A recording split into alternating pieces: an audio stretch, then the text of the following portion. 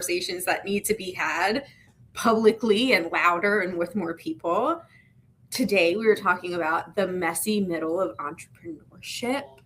But before we get into the many, many notes that Michelle and I, the many, many notes that we have made for today, let's take a minute to introduce ourselves for anyone who doesn't know. Michelle, do you want to go ahead and tell us who you are, what you do, all the things? Absolutely. I am Michelle McNeil. I'm a systems business coach. I help small business owners who are in the too successful to quit, but too overwhelmed to enjoy it phase of business. I help them get organized and profitable and build breathing room into all the things that they do. And Chrissy, who are you? I am Chrissy Mellinger, a holistic business coach and consultant. I look at things very similarly, which is why I think these conversations are so interesting, but also look at the entire ecosystem as a whole. And is it rooted in the vision that you have, not only for your own life, but also the vision that you have for changing the world? And then how do we make the business work for you, whatever that looks like?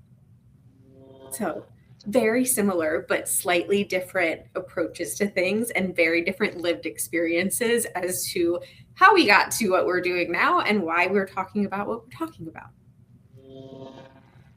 Okay, so I have my little notes up because I didn't realize just how many things we were talking about today.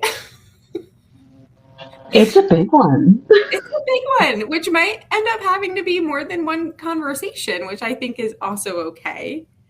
Mm-hmm. The first subsection is the things nobody tells you about running your own business. So I am coming up. I'm a couple weeks away from my 6th year, my 6th anniversary. Remind me how far in you are. I am at 6.5 years because I started January of 2020. Nice. Okay. What have been some of your biggest ones where you got there and you're like, oh, this is not what I thought this was going to be. This is not what I was sold. I think I've had that at like every major stage of it because I didn't plan on being an entrepreneur. Like I just decided during that leave, I was like, I'm not going back to work. So now I have to figure something out. And I managed to take on some freelance contracts. And so that's how it started. It was just like, let's just see where this takes me. And then COVID happened and I had to just lean further in. But there was not a grand plan behind what I was doing. It was literally, I'm going to stay home and hang out with this little kid and I'm going to work how I want to work. And let's just see where this takes me. It was wildly different 6 years ago. Like, so COVID baby business, Mm-hmm. August. So like, I think we might have actually been through the first round of lockdown. Like, I don't remember, but it was crazy to me. Like I'm late 30s. I'm of the generation that I was one of the first ones with the Facebook login where you like had to have an .edu email to log into it. And still it was like a public text message back then. That was the extent of my social media. And then as I, got older, you learned which things do and don't go online. But the world of 2020 business, and especially in like the business coaching sphere, was social media. And everything went on social media, and you shared not only your business, but you shared all of the personal stuff, and you kind of opened up the world and was like, I'm a personal brand. It was crazy to go from having a really carefully curated professional personal brand in the world of hospitality that is at the same time wildly uptight and also so freaking loose. Like hospitality is a wild place. To then all of a sudden be like, oh, hi, random human on the internet. Here's my own shit. It was nuts. Like, this is not what I thought business was. This is not how I built business before this. Like, yeah. Yeah. So, like thinking of it from that point, like I wasn't even looking at that because I was like, oh hell no, I am not doing any of that. So I was like, I'll take this contract. I will work on this contract. I'll take this other contract. And I just kind of I had the cushion of being on maternity leave. So I had like the little bit of income coming in. So I had some time to kind of find my footing with it. And so it was like, no, I'm not I I didn't even think of doing social media for my business. It was all just like finding contracts and word of mouth. Because yeah, there was no way I was going there. And that makes me so happy because now, I mean, it's a tool, right? It's a tool. We're not debating the usefulness of it or not. That's like a whole different day and a half conversation about the usefulness of social media. Yeah. But it's just, I went into business. This is business number 3, right? I've had a bakery. I've had an animal care business. This is business number 3. My whole background is business. Like, how do we grow? That's my whole educational business background. But to go into it and say, I have this plan of making X amount of dollars to replace what my corporate salary was, and then getting into the world of like, oh, what do I actually want it to be beyond that? And you have this big grand plan of what it's going to look like. I know I'm a stickler for the plan, that the plan has to be in place before I'm going to start taking. I am not we build as we go. That drives me up a wall, not how this is built. Same. But then you're sitting here and you're like, yeah, I built it as I went along. Well, and that's true. Like I want a good plan, but I didn't come from business. In my mind, I was just taking on contracts. I did not consider myself a business owner for multiple years. What was not to get us a little off track here, but what was the defining moment that you like identified as that? I don't know if there was actually, okay, yeah. When my kind of bread and butter contract was coming to an end, with a female entrepreneurship initiative that was federally funded. So I got to support female business owners through COVID. So it was a 4-year program. And so near the end of that in 2023, I knew that was coming to an end. And it was like, okay, now I have to make the rest of the money. Like it's all on me now. Like I was making money outside of it, but this was like the cornerstone. And that's the same time I took my systems training. And I think it was that letting go of that last contract, like the last consistent contract, and then going over into, okay, well now this is all up to me. I think that was the shift where I was like, oh, maybe I am a business owner. Like I think this is like I'm in charge now. Before it was a contract, but I still had like reporting and specific. It wasn't totally up to me. I had guidance of like what I was supposed to do, and then all of a sudden it's like, oh shit, now it's up to me. Have fun. Good luck. We wish you well. Godspeed. Yeah, so I think that would be it. Since then, have you like fully embodied, like, are you a business owner, or do you ever have that hesitancy of like, I'm building it as we go? No, now I am a business owner and I plan it doesn't go to plan, but I have the plan and I plan well and I know what I'm working towards and I take care of the business side of things. Like I am now a business owner with all the unsexy behind the scenes stuff that I also help my clients with. Like I have to practice what I preach and I have to build those pieces to help my business move forward. Like I am fully a business owner now. And I think that for me, as somebody who probably should identify as type A, but we don't do as we're told, should probably identify as type A. I think that's one of the biggest lies that we're sold, is that you have to have a fully fleshed out plan, or depending on where in the world of whatever you're living in, you have to surrender completely and not have a plan, and it will be built for you. And I think both of those are so wrong in the extreme, because we both are planners to the point that like every single one of them serves a different purpose. Yep. This is why we're friends. Yep. And life is never going to go according to plan. There is always an element of we're going to build it as it happens.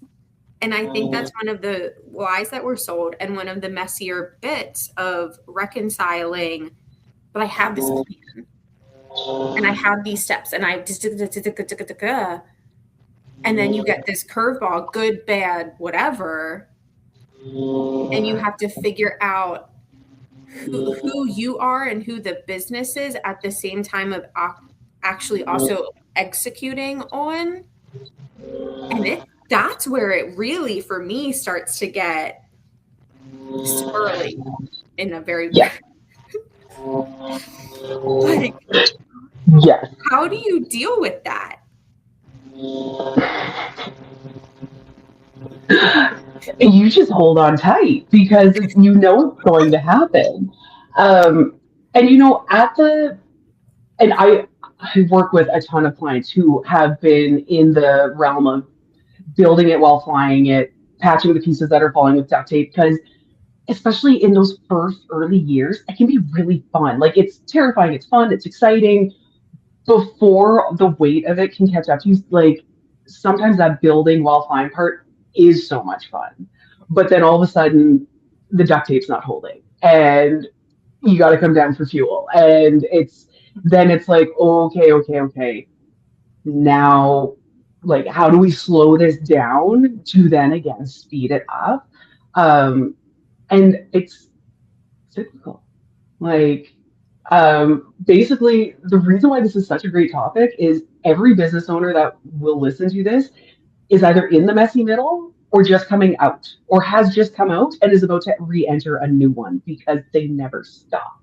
Every new phase has a new messy middle, and your business is going to ask new things of you, new learning of you.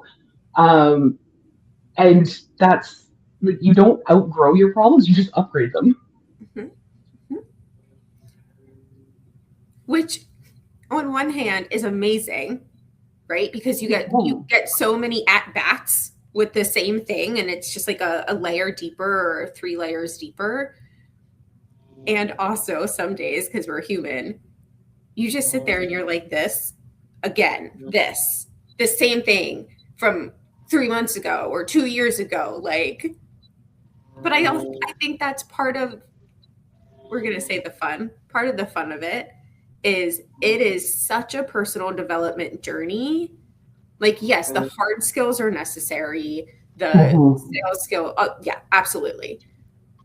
But it is also the building up of yourself and building up that resiliency, that adaptability, that self-trust that you can't do without having those continued at-bats at the same or similar lesson.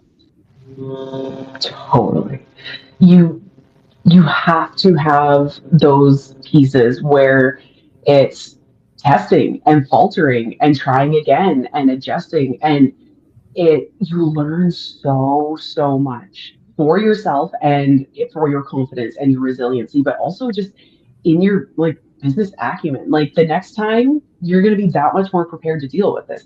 The problems are going to get more creative and make you think harder too, but you get to come in with this extra knowledge and the confidence of, well, I figured this out last time. What's this one look like?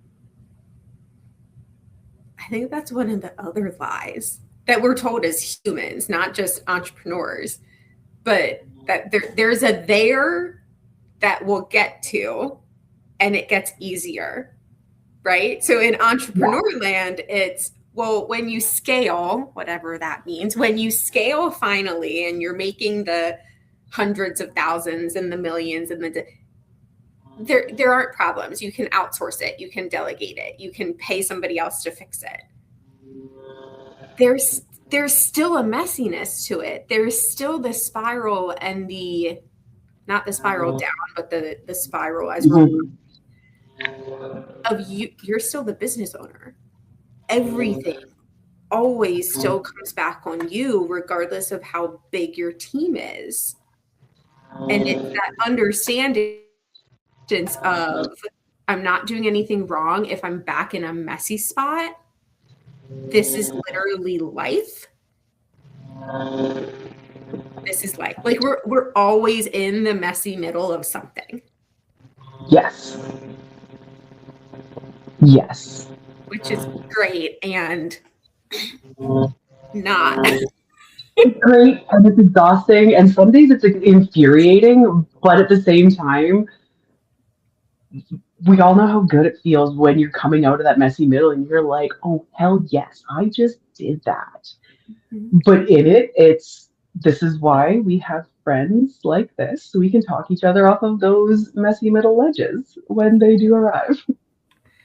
Those opportunities to also give yourself the credit. And I think that's something that we are mostly eternally bad at, especially as women, is giving ourselves the credit of, even if progress looks like this small, it's progress.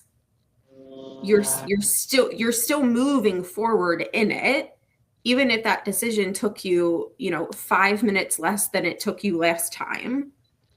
If you made one less bad call than you made last time, it's still working its way, and that's still forward progress. Exactly.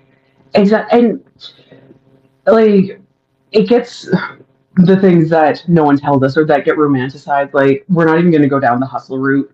Like, we're not going to do the hustle thing. But I totally lost the thought that was coming with that.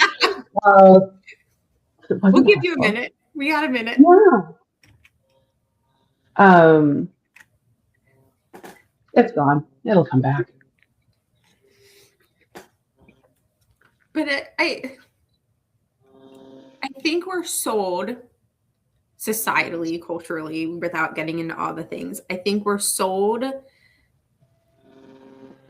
that entrepreneurship is supposed to be really hard, that you are going to push and push and push, and you're going to have to give up time with your family and have to give up this. And, the founder story of you're going to sacrifice so much. And if you haven't, then you're not doing it right and you don't care enough. And then boom, all of a sudden, you're just going to, at some magical time, boom, everything takes off and it's great. And it's just this upward spike from there, which we know is false. Like we know, we've got plenty of experience and data saying that's not how it works. But we keep buying into it because it perpetuates the discomfort, and not to get too, I think it keeps us smaller. Mm-hmm. But in a safe status quo, well, if it's hard for her, it's okay if it's hard for me. Or I'm doing more work than she's doing, so I must get there faster. And I don't know if I would say that that's a romanticization. That's not the right conjugation of that. You know what I'm trying to say, because the brain is not conjugating right. But I do think that that's one of the things that we face when we talk about the messy middle is we think if this is the timeline, right, that this much is going to be hard and then we're going to get there.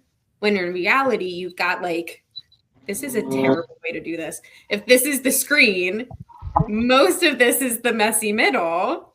And we just have chunks like that go on and on and on, and also sometimes overlap. Yes. And that for me is one of the biggest mind warps, is the overlapping of the messies. Mm-hmm. So I'm curious, how do you deal with, and I don't just mean the messies in business, but also there's a messy middle of life that's going to overlap with the messy middle of business. Like, how do you handle that? Do I handle it? Go and buy more goats from the neighbor down the street. And so, yeah, and you're right. Like, I was thinking about that today because in the summer, I dial back a bit of the work I do because I'm in the messy middle of farm season. Like, all the things are happening. But yeah, when they overlap and you just feel like you're just holding on by the skin of your teeth, trying to get out of the one messy middle because you know you're going straight into the other one, this is where, oh, that's where my thought went. Intensity. This is where getting really honed in on what deserves your time and what has to have protected time, um, and going for consistency. We all want the big project done in one intense, like 8 hour deep dive. Like, sure, that's ideal. I have a kid, I have a farm, I have a job. I don't have 8 hours in one chunk to spare. I need these things mapped out consistently because all the other things are happening and these important things have to fit in around all the other things happening. And as much as the messy middle can make me want to spiral and pull my hair out, I have my weekly pep talks with my other business owners and my coach and all the things. And I get really specific on what what deserves my time in this. And that's all I can do. Again, with the plan, I've got it well planned out. And I want to hold all the control. But I also know there's only so much I can control. And so those consistent steps of making meaningful progress in very unexciting small pockets of time where they fit is the magic sauce, which is the most boring answer ever, but we know it's true. There is a quote, and I don't ever remember it, but basically it's something like the money is made in the boring. That the fun, the sexy, the loud, the launches, the new branding, great, useful, not gonna knock it. But it is those consistent, where it feels like you're just plodding along and like there is not a single thing that you get to actually check off the to-do list, which drives me bonkers. That is where that's how you move forward. That's how you get out of this spot of the garden is overgrown and the turkeys sound like, what did you call them? I forget how you described their calls. But you've got the crazy animals and you've got the kid and you've got the client stuff and you've got everything else. And you're just like, I'm just going to do this. I'm just going to keep plodding along. And I get there when I get there. Important things take and this is why I need flexibility. Things happen, and sometimes my attention has to get shifted. But I have my minimum standards of what has to get done to get us through every single day. And then I have my priority list of the things that have to get done. And yeah, they might not get done as fast as I want them, but they are consistently moving forward. Some days that's the best I can ask for. And I think it's important on that because I have my list. Your list can't be 10, 15, 20 items long. That's not a minimal viable. That's you're trying to jam in and probably don't have a clear understanding of what's actually needed in this season of where you're at and what the actual problems are. Mm-hmm. I didn't know that. I come from business. Like my whole professional background is business in varying ways. I still didn't know that when I started my own. I was like, oh, I've got 30 things that must get done every single day. And if I don't get 30 done in the exact right way, like I failed. And I think part of that growth of like you're getting to that middle part, you're making that progress is realizing that the urgent, important matrix, right, is a very, very real thing that you must look at all of the time and just reevaluate. Yeah, because it can shift daily. And being prepared to make an informed decision on what needs to get done, because not everything can be urgent. And there are some very important things that are not urgent until they are goddamn urgent. And we don't want them to get there. That's why they are important. The thing where you're looking at it and you're like, I know I need to do it. And I know it's going to be a cluster, but I'm going to wait until it's a cluster and then I'm going to action it. And you always know it's going to spiral into you needing 10 other things to get it done. And it'll crash and burn your mojo. It'll wreck your confidence for a bit. It'll put you into one of those, like, maybe I shouldn't be doing this. Maybe I'm not cut out for this spirals, because we backed ourselves into a crappy corner on something we knew was going to be a bigger task than we knew. That's why we were avoiding it. Oh gosh, I've never done this. Never. I do not deeply resonate with everything. Yeah, right? Yeah. So that brings me very nice. You would think that we had queued this up. That brings me to one of the other lies or untruths or things that we're not told about business is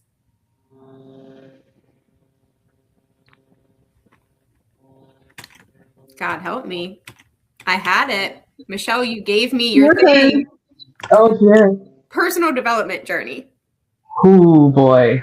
What you said around you're gonna take hits. I have never in my whole life taken the confidence hits, the identity hits that I have taken this last 6 years. I don't have words for some of the things I have felt and gone through. Like, I am still figuring out my big emotions as an adult, and business is part of it. Like, yeah, no, I can I have not taken the hits anywhere like this. Yeah. And I think that's part of the journey in like a really messed up way. I think that is part of the journey.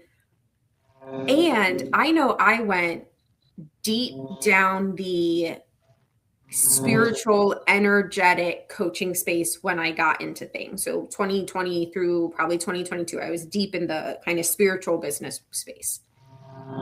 I'm not knocking it. Great respect for a lot of the teachings there. And also a lot of it's also very harmful and not done with trauma-informed perspectives. Mm-hmm. And I think that the lesson applies across the board, not just in that space. But if we're constantly thinking that there is something wrong with me for always feeling like I'm not doing enough, or I'm in this messy spot, or I haven't made that goal, because you keep changing the goal and you keep making it harder and harder to get to, you can overcorrect.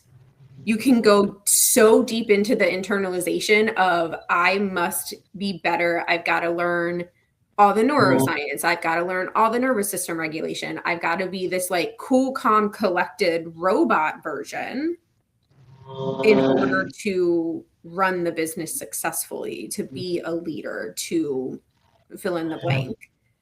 And I think that's actually one of the more dangerous spots, where we constantly think, oh, it's a thing that I am doing wrong. Not a skill I haven't learned or a skill that I haven't mastered or progressed on, but that fundamentally I'm doing something wrong. Have you ever hit that? Totally. Oh, totally. Because yeah, it's like, we don't go into business because we're good at business. I didn't go into business because I was good at business. I went into business because I didn't want to work for someone else. Like I was like, I'm doing this backwards. Let's just figure out how this goes. And there was so much consumption. It's like, what do I need to learn? What do I need to be? Who do I need to be? What do I need to know about business? Like what? And so it's all this just consuming from every angle, so much to the point where I couldn't absorb like a fraction of it. And it turned into like a huge full-time campaign of procrastinating learning, things I was not taking the time to slow down and implement or test in my own way.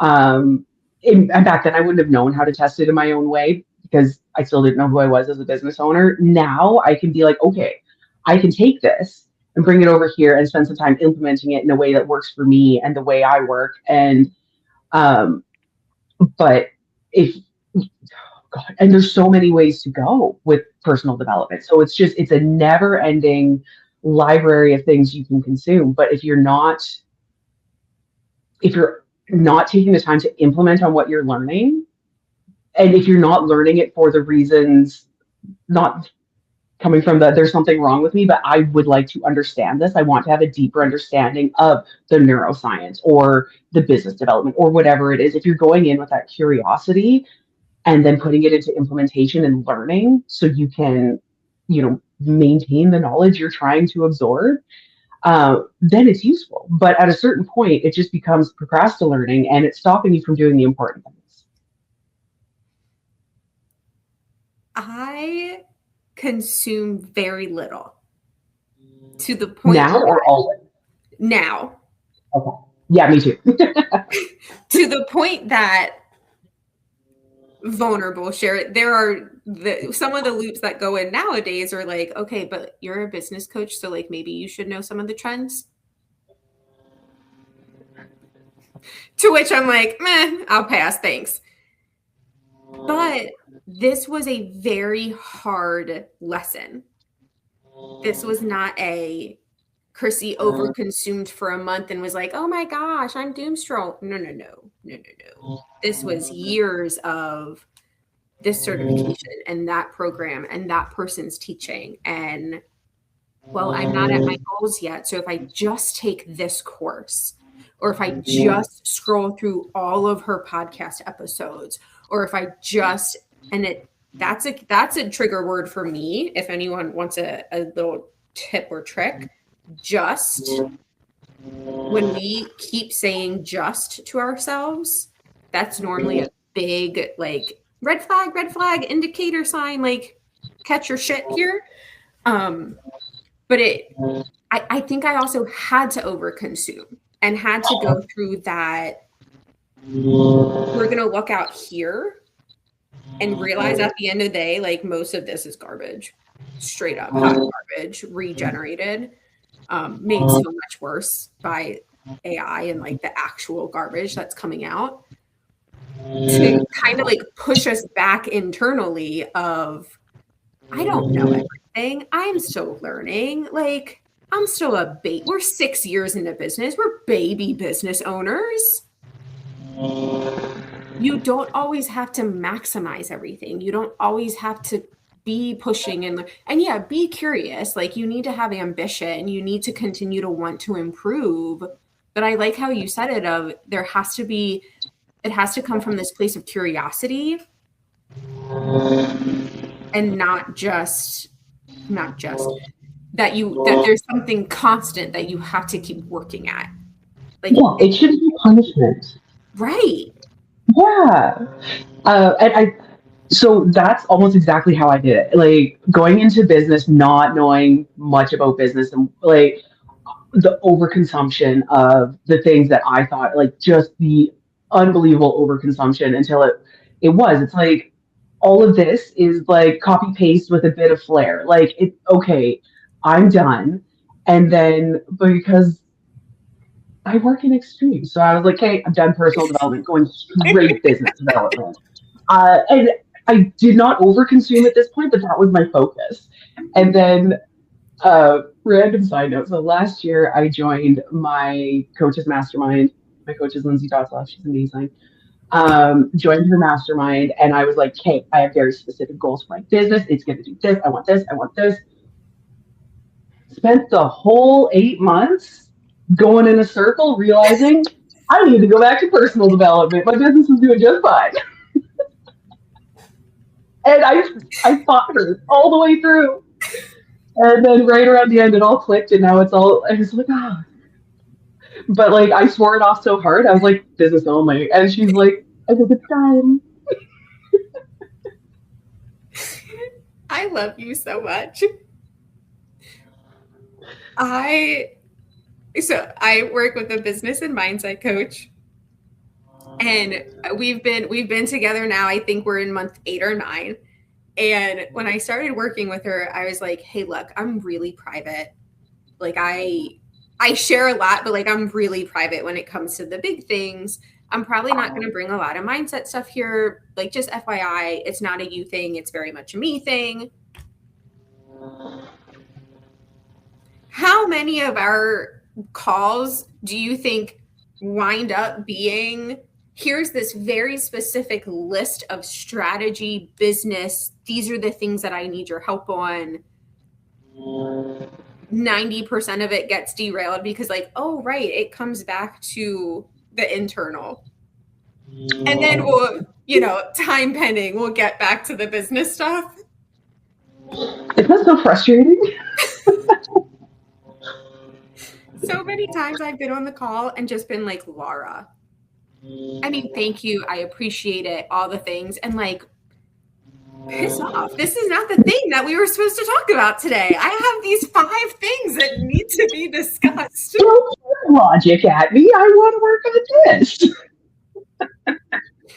And totally, and this is why we all need coaches. Like, we're too close to it to see our own bullshit when it's sitting right in front of us.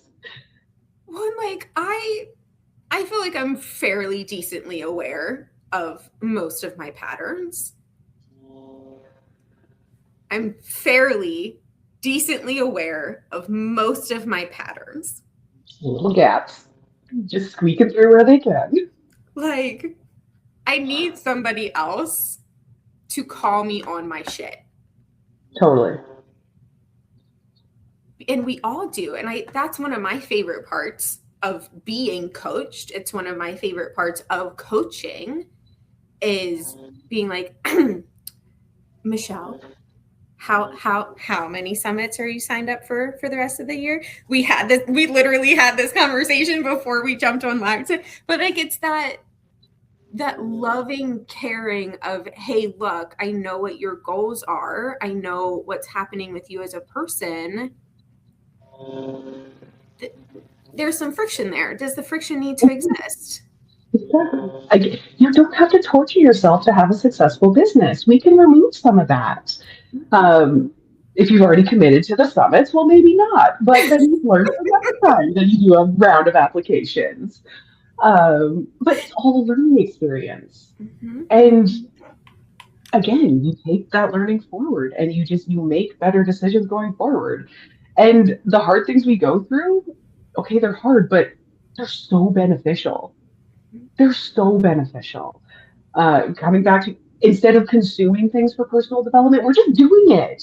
Like, coming out of the messy middle is personal development of our own accord that we did ourselves, building that resilience. No books required sometimes. Sometimes books and resources required. Most often, though, like you said earlier, I really liked how you said the procrastinated learning.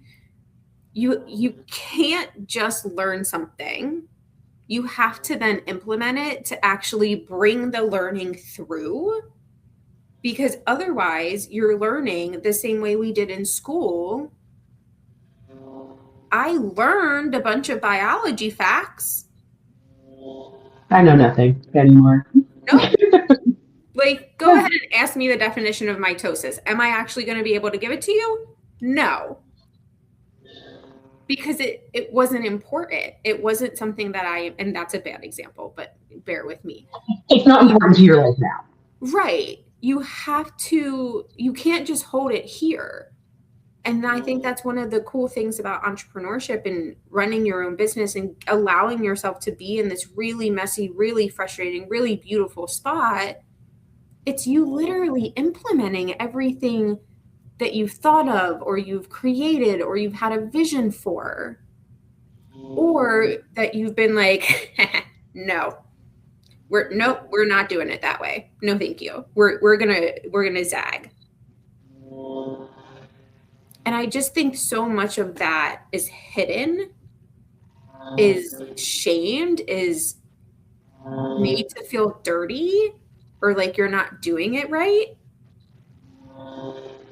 And that's one of the things. So like, kudos to you, Michelle, because you came up with all of the topics that we're talking about over the next however many months. Like, thank you again, by the way, for coming up with all the topics. But that's one of the Thank things. you for handling the tech. That was one of the things that got me so excited about this. I think there's so much shame around where we're supposed to be and where we're supposed to spend most of our time. And it's not that you're doing it poorly. It's that, hey, you're a human who have never done it this way before. Like, you're going to mess up. And also, it's not messing up. Right? Like, just because you're seeing the way other people are doing it, like I tell my clients this all the time. As long as you are not breaking the law and you're paying your stupid taxes, you can do this however you want. And because we're so tailored to the regular things we see about business, like the regular hours, the storefronts, or the marketing efforts, the way we see how all these other people are doing it, we see the trends, there's lots of people doing it. That doesn't mean it's the only way. And if the thought of doing it that way makes your skin crawl, you can find a better way. And you can, because it's yours. And if you try a different way and you're like, this isn't for me, it's also yours and you get to change it. And that's the beautiful part, but one of the beautiful parts. But so many entrepreneurs just don't see that because they're trying so hard to fit into the things that they see everyone else doing, that they don't even realize that, if we sit down and like put our heads together, we might find something completely outside the box that works for you, doesn't make you do that, and do it long enough for us to collect some data to see what we do next. You're speaking, you're speaking my language anytime you say data. We're collecting data. I know. Data's my favorite. But it also is yes to every single thing, and an added booster reminder around, even if you try a thing and it doesn't work out, you don't like it, you're like, this isn't, whatever the reason is that it doesn't work out, still forward progress.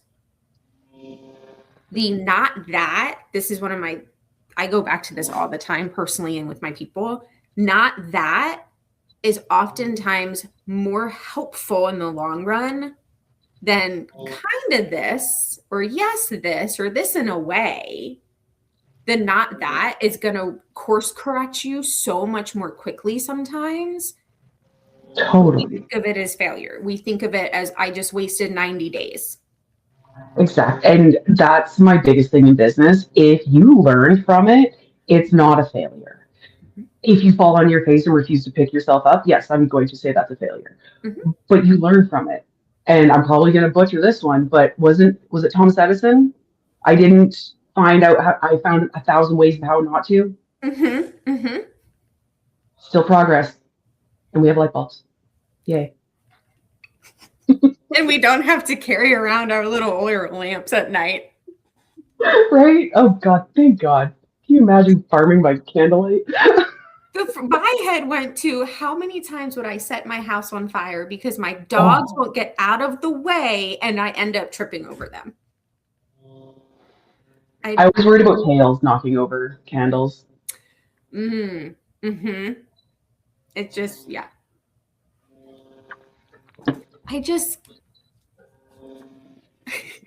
Part of me, the plan is beautifully color coordinated and fits on this gorgeous piece of paper, and it is so well detailed that an idiot could follow it. Wants to say the messy middle sucks. But that's like, this amount of me. I'm a lot bigger than this amount of me.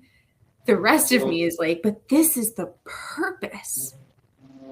The purpose of being in business is not this is going to sound really off for a lot of people. The purpose of being in business is not to make a ton of money. It's not even to change the world. It's to experience the growth of building something that feels right for you, which is so grossly uncomfortable that the whole point is the experience and the progress, and not the money and not the impact and not the community and not the whatever. But when you can shift it to like, the point of life is to experience life. The point of business is therefore to experience business and life in the different forms. The messy middle is you doing it right. It's the experience. And yeah, it is the experience, and the outcomes are all subjective. Like success is subjective. Success looks different to every person. And so once you get really clear on what success looks like for you, it changes the whole trajectory of what gets your time, where your priorities go. And then all of it, and not magically, but when you're building towards the success you define, you're building in that freedom as you go. Because I'm going to make a wild general assumption. Our generation is so far different from our parents. Like, our parents worked to retire, to enjoy retirement. This is a different economic climate. Everything is different.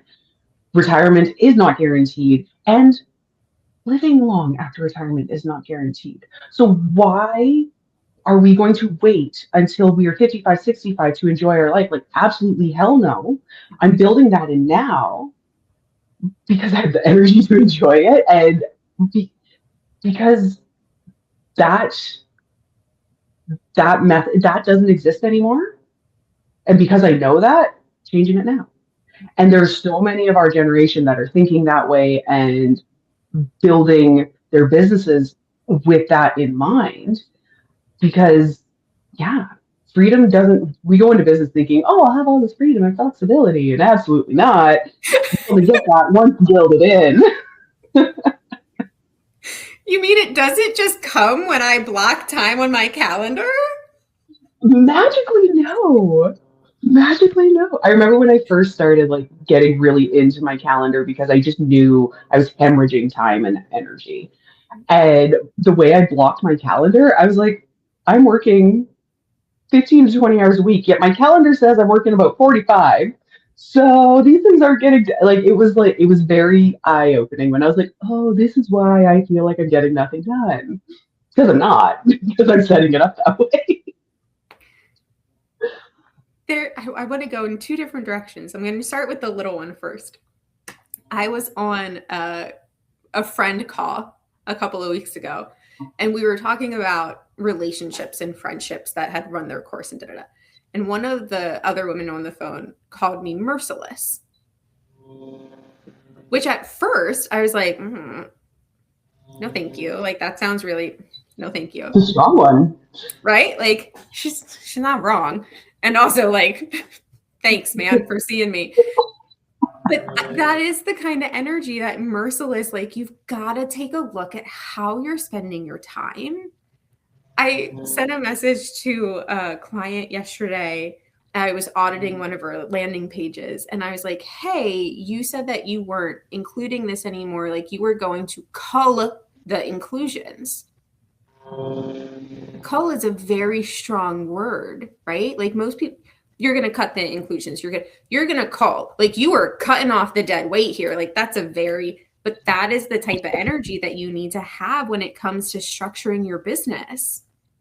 Is that it might not feel good, but you're like, no, this is the non-negotiable. No, and coming from farm country, cull is a very necessary part of the whole ecosystem that farmers and life ranchers, all them go through. Mm-hmm. I might be stealing that when I'm talking to people about their calendar, about what needs to get culled, because if your calendar can make or break your experience if you are using it as a tool to beat yourself up and just torture yourself with. Mhm. And I think cull is an excellent word. So I like the mercilessness. It sometimes you need it, especially coming from your angle to like a client, because again, they can be too close to it, and sometimes that strong language can just help them be like, deadweight, yeah. Mhm. Like it's almost like permission. And we know how we seek permission all the time. And when you say something like cull because it doesn't fit there, like it's like, oh yeah, strong, but has impact.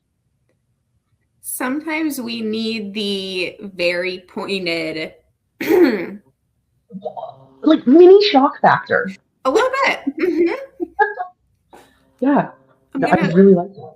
blame it on the fact that I read a lot of horse girl books growing up, but it works. Okay, so the second thing that I wanted to say about it was, so everything you're saying about the calendar, and I think what we've kind of been leading to, kind of sort of meaning to, is how do you use everything we've talked about, the overconsumption, the learnings, the messiness, the calendar, to build what you consider a successfully sustainable business? Because I really liked how you talked about your definition of success. And because life is seasonal and our life on the farm is very seasonal, it is constantly evolving and shifting. And so that's why I have to be so in tune with what is going on my calendar and what's happening and the meaningful progress in all the places. Because all of these pieces of my life have to exist around all of these other pieces of my life. So I very carefully curate my work schedule, and it has flexibility in it because I need that.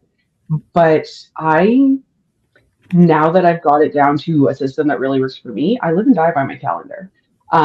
It is very succinct. I know exactly what I'm working on at any given time. I save my brain power for the things at hand, not figuring out all the things that have to be done. That's already figured out.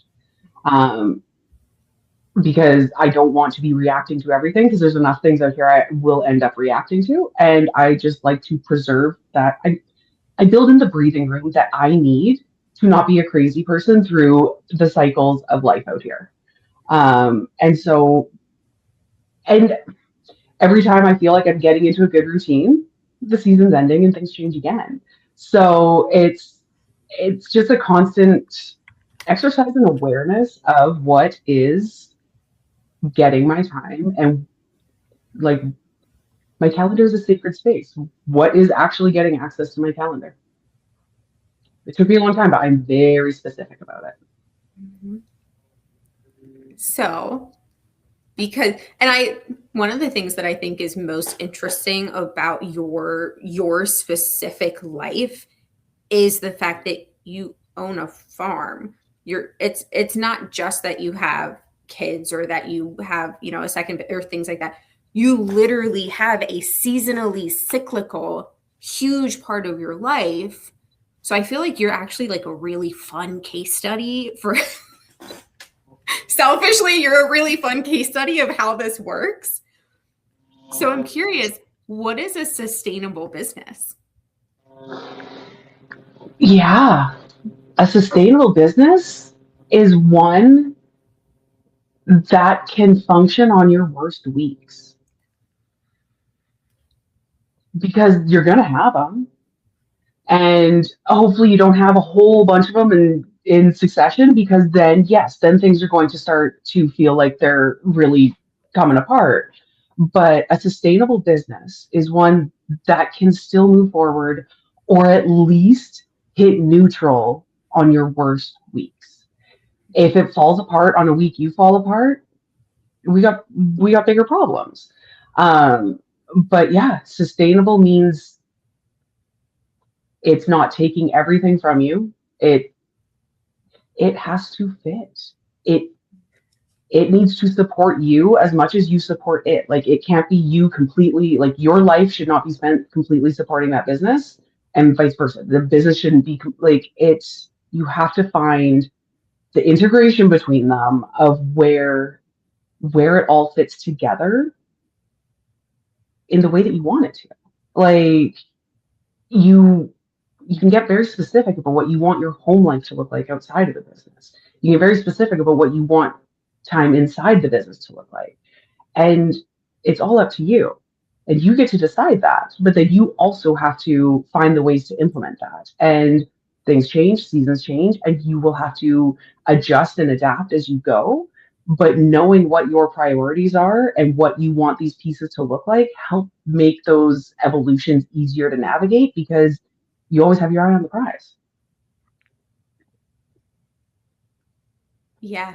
No, very similar. It's that integration piece. I like how you said if it works on your worst week. I might take that. We'll trade. I might take that one. But it's the integration piece of it has to work with your life. And now there are going to be some days that it doesn't. There are going to be some days where you're tired and you're exhausted and you're putting in 15-hour day. Sometimes it happens, right? Mm-hmm. I spent most of last week, I think I worked 4 nights last week. And not because I had chunks of time during the day. I have 2 big client projects that are just right at the peak because schedules had shifted and things that were supposed to not align aligned. I didn't do anything wrong. That 50 weeks a year is not sustainable. Not only because that's not physically sustainable for me. I don't have that kind of energy every week, but also it's not sustainable because that's not my goal. That's not what I'm building. But also I'm building in factors and branches in my business that are highly cyclical. I'm doing hotel budgeting. Hotel budget seasons are September through January, and it's mayhem. There will be longer hours in Q4. Mm-hmm. But that then adjusts how the rest of my life looks during that time. And it adjusts what my business looks like on the other sides. And I think one thing that people get confused about when we talk about sustainability is the consistency of like every week looks the same or no, you can have just like I had massive thunderstorms last night because it's summer and Mother Nature in Delaware is like, we're going to slam you with all these storms. You're going to truly have periods where your version of sustainability looks different. But when you zoom out, the whole thing works in integration with this is your goal. This is the big vision that you're creating. These are the goals for your specific life and your circle, community, family, whatever you got going on.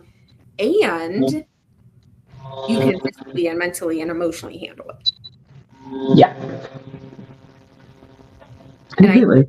It's again just another way that I think we're sold a lie, and that I'm so excited about these conversations with you because I think these are the conversations we're both having with our clients, and it's the conversations I wish I had.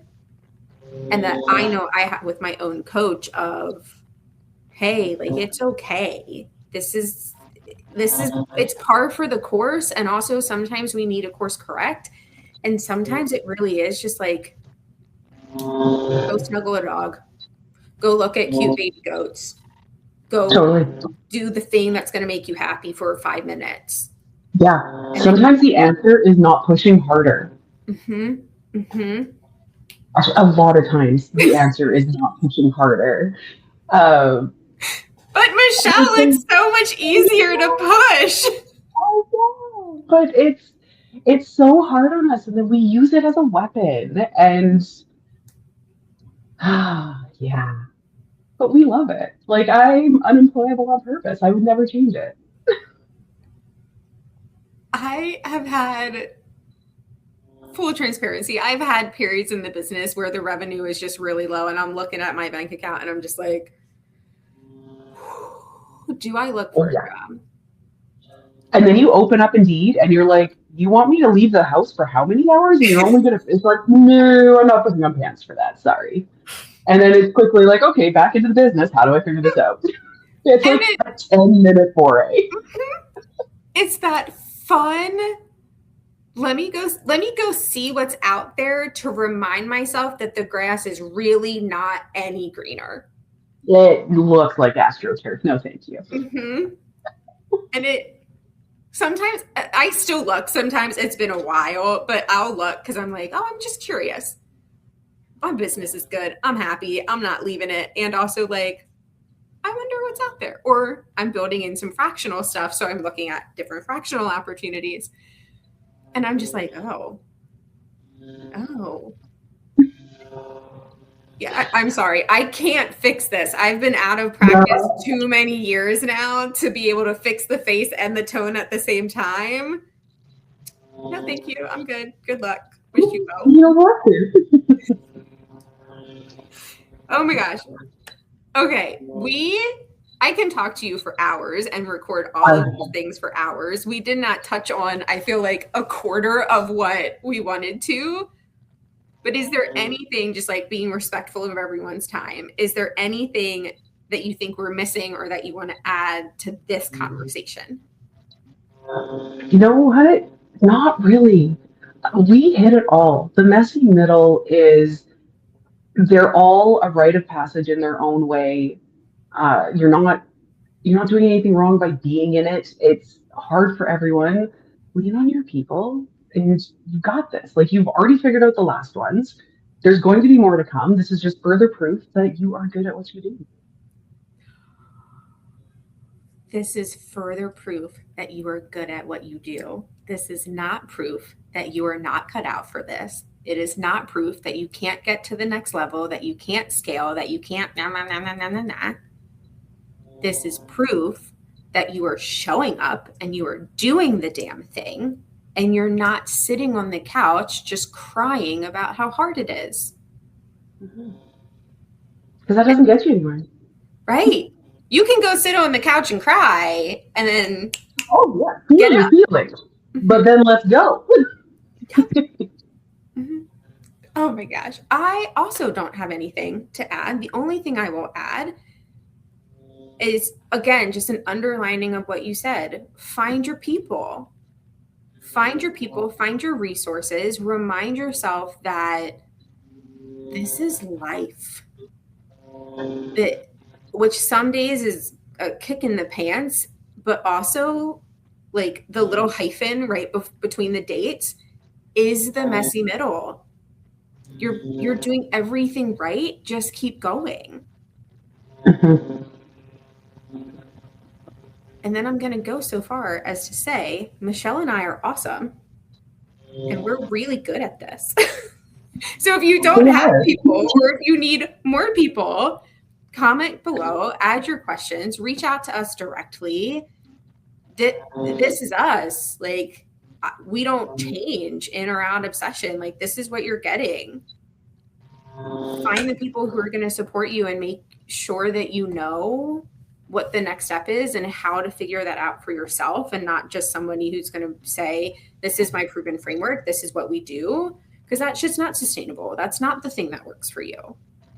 So I'm going to pitch both of us. I love it. Sure that we're pitching both of us.